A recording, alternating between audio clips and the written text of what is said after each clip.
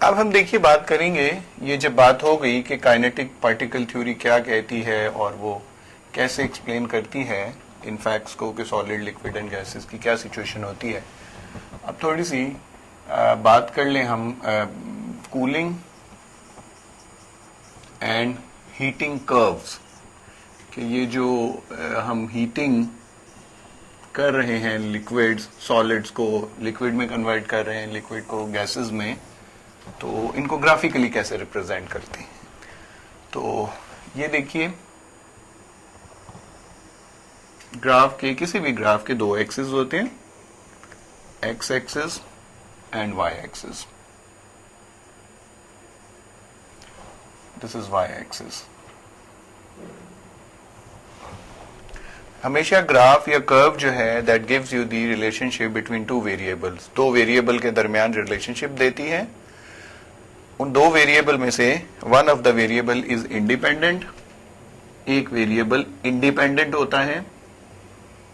You always take the independent variable on X axis, और जो dependent variable होता है जिसकी वैल्यू डिपेंड करती है इंडिपेंडेंट वेरिएबल के ऊपर, you always take that along Y axis, उसकी वैल्यू को वाई एक्सिस के अलोंग लेते हैं। अब हम ग्राफ प्लॉट करना चाह रहे हैं अगेंस्ट टाइम और अगेंस्ट हीटिंग, इसका यूनिट लिखेंगे और यहां टेम्परेचर आएगा।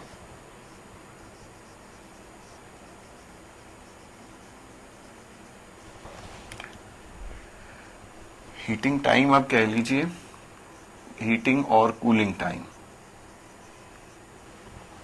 वर्सेस आप टेम्परेचर जो है वो ग्राफ प्लॉट करेंगे। किसी भी सब्सटेंस, कोई सब्सटेंस एक्स है, सॉलिड है एट सर्टेन टेम्परेचर, तो यू विल स्टार्ट कि आप किस टेम्परेचर पे इसको जो है वो स्टार्ट कर रहे हैं। सपोज हम 0 से शुरू कर रहे हैं, 0, 10, 20, 30, 40, 50, 60, 70, 80 एंड सो ऑन। इस तरफ आप टाइम ले रहे हैं, हीटिंग टाइम, कि आप हीट करते चले जा रहे हैं। तो this may be in seconds, 5, 10, 15, 20, 25, 30, 35, 40 and 45 and so on. कोई सब्सटेंस एक्स है, उसकी आप हीटिंग कर्व बनाएंगे तो कैसे बनाएंगे? You will have to start its heating at room temperature. Room temperature is equal to 25 degree Celsius. तो रूम टेम्परेचर जो भी है वहां से आप उसका हीटिंग जो है वो स्टार्ट करेंगे, विच इज 25 डिग्री सेल्सियस। तो आप यहां से आप हीट करना शुरू करेंगे, तो you will get a straight line curve, straight line मिलेगी।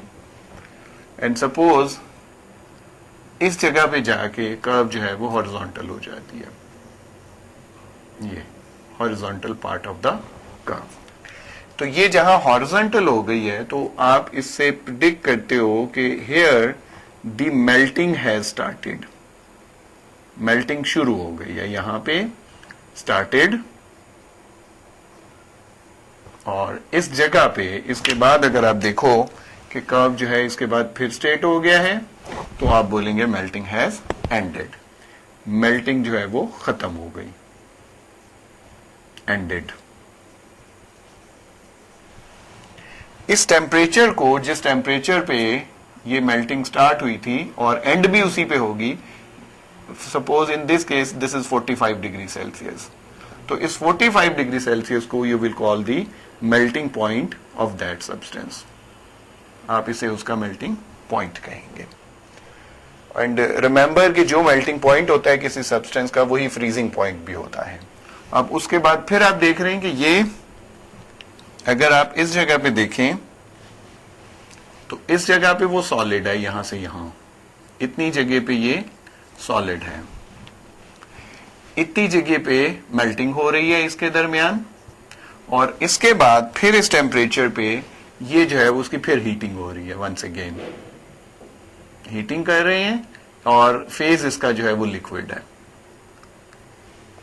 और एक खास टेम्परेचर पे पहुंचने के बाद फिर ये you get a horizontal line and then this temperature. So this substance has been heated up to 80 degrees Celsius.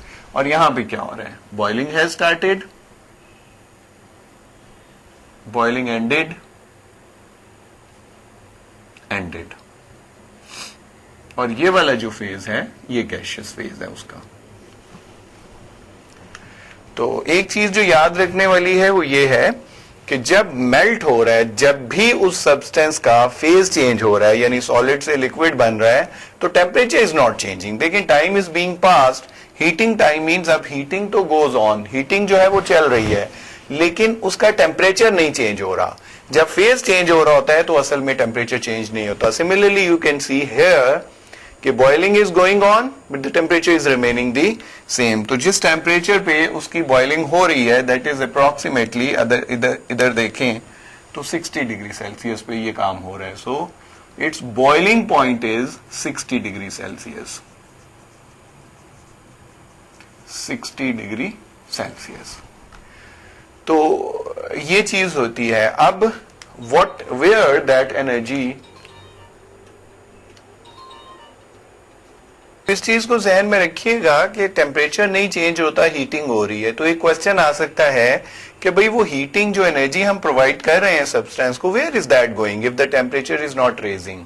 तो उसका मतलब ये है कि वो जो एनर्जी आप प्रोवाइड कर रहे हैं when the phase is being changed, that mean melt हो रहा है या बॉयल हो रहा है, तो वो हीट जो एनर्जी जो है is consumed. Basically energy is being used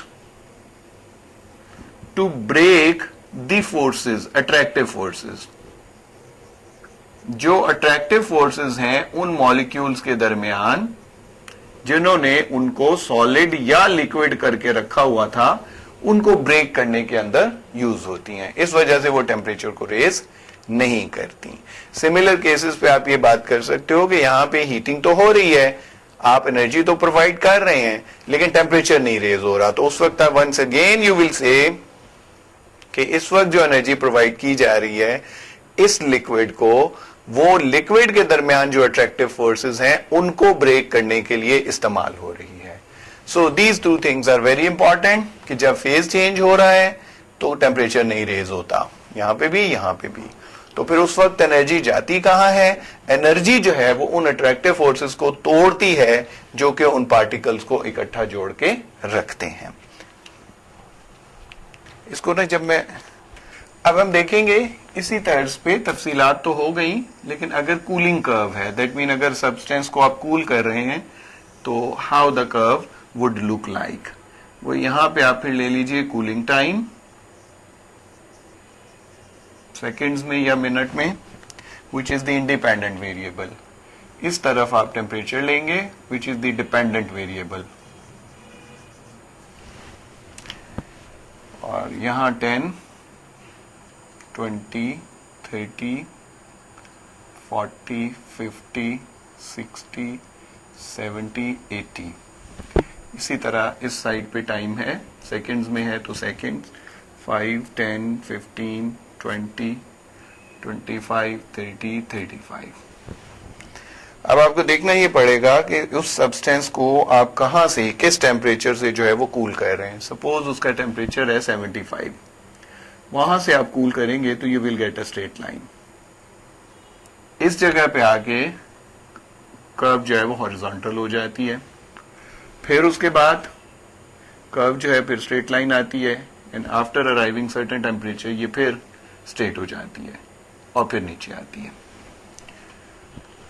तो ये this is the pattern being shown by the cooling of the substance.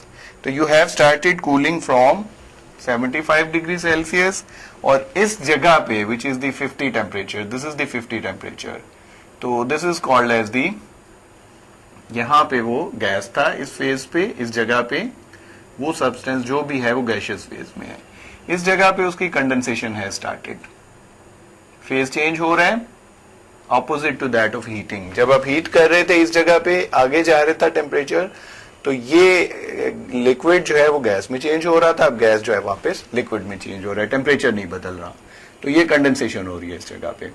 इस जगह पे वो सब्सटेंस जो है इस सारे टेम्परेचर पे वो लिक्विड है, और जब ये दोबारा फिर हॉरिजॉन्टल हुआ है कर्व, तो इसका मतलब ये है कि फिर कोई फेज चेंज हो रहा है। Now the phase change will be freezing, कि वो लिक्विड से सॉलिड बन रहा है। अब इसके बाद इस जगह पे वो सॉलिड है and solid is being cooled. अब ये टेम्परेचर नीचे जा रहा है, तो इसका मतलब यह है कि सॉलिड जो है वो कूल हो रहा है। तो ये भी कर्व है वो वैसी ही, लेकिन आपको उसके ऑपोजिट बनानी पड़ेगी। वहां पे आप रूम टेम्परेचर से हायर टेम्परेचर पे जा रहे थे, यहां से आप एक्चुअली कूल कर रहे हैं from higher temperature towards lower temperature. But clearly you can see कि where the phase change is being taken place. इस जगह पे फेज चेंज हो रहा है, इस जगह पे फेज चेंज हो रहा है। यहां पे गैस से लिक्विड बन रहा है और यहां से लिक्विड पे दोबारा जो है वो सॉलिड में तब्दील हो रहा है। तो वंस अगेन यहां पे टेम्परेचर जो है वो क्यों रेज नहीं हो रहा, क्योंकि अट्रैक्टिव फोर्सेस आ रही हैं। तो अट्रैक्टिव फोर्सेस के आने से टेम्परेचर जो है वो फर्दर बिलो नहीं जा रहा, बल्कि उन अट्रैक्टिव फोर्सेस के आने में जो है वो टेम्परेचर जो है वो कंज्यूम हो रहा है।